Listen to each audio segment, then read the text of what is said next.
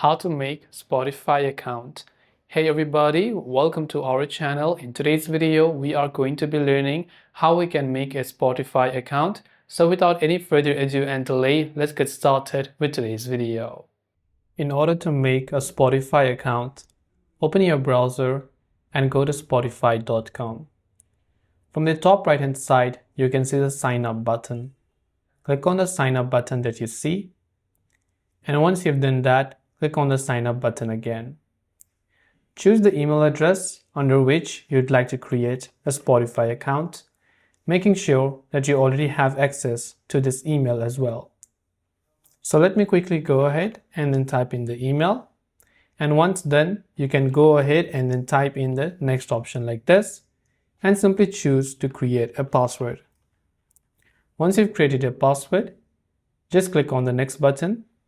And once done, simply type in your name, your date of birth, month, year, your gender, and click the next button.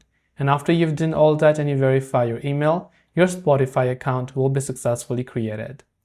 That's it for this video. Thanks for watching and do subscribe for more tips and tutorials such as these.